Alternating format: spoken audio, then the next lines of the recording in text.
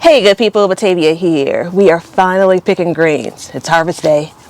Perfect day for it in that we have overcast this morning. And so I find that when the sun comes out, the cabbage moth comes out. So the best thing I think, really, although the cover kind of, it's a little bit tedious to work with, the best thing is I'm seeing virtually no bug damage. I have some water in this bucket because I'll be out here a while, and I want to make sure the greens don't start to wilt. So that's just an easy way to make sure that they stay firm. So I have two separate buckets here. One that kind of at first glance, if it's not something that I feel like I'd enjoy eating, I'll go ahead and toss it.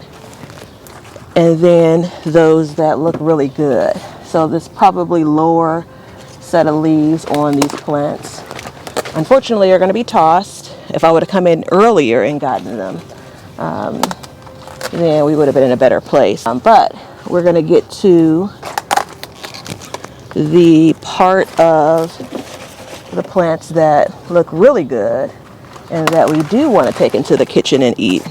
But super pleased. And I may come back in and take more off of these plants. Like I've mentioned before, like this is, let's see this way. This is a great size for a collard green, right? So generally speaking, I probably will come back and leave just this center here and harvest all of these leaves. But I want to get a good look at how many I have once I do this first pass, because the intention is for these to continue to grow throughout the season and even into the fall. So hopefully we will have more time with these plants. And one of the benefits of growing these on your own is you have the luxury, if you will, to be a little bit more picky about what you want to eat. So another good thing is there's a little bit more airflow. I can get in here. I can weed some of the things that, have been hidden under this cover.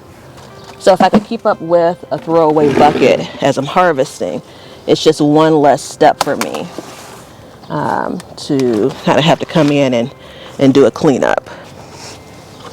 And I'm doing the cut and come again method. So my intention will be to get all of these outer leaves, leave the plants in place, the ones that haven't started to bolt, which I know for sure at least one plant behind me has. So leave the plants in place and let them continue to grow from the center. I did read this Morris Head Collard, which we're still on here. The Morris Head cabbage collard is sometimes planted as a single harvest crop, but I'm not going to treat it that way. So I'm going to go ahead and again use the cut and come again method. It works well for me, especially if I'm able to get these greens to grow longer in the season, like throughout the whole season.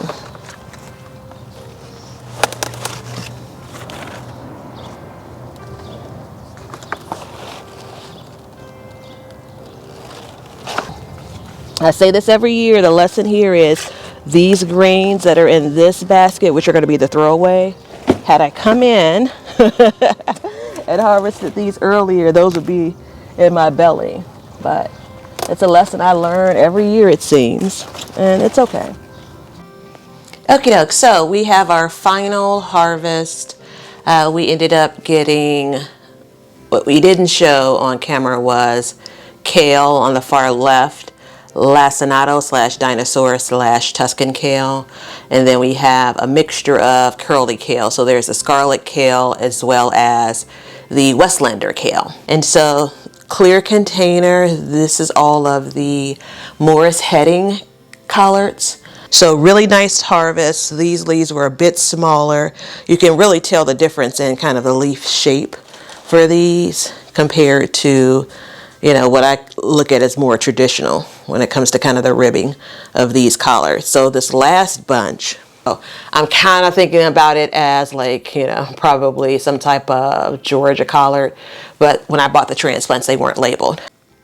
Okie doke, so now we have after the harvest. The beds actually still have quite a few collards that are ready to get picked. Just waiting on my friend to come by so she can pick her own greens. But in the meantime, I appreciate y'all spending some time with me. Any questions or comments, feel free to drop them below. And I look forward to seeing y'all on the next one.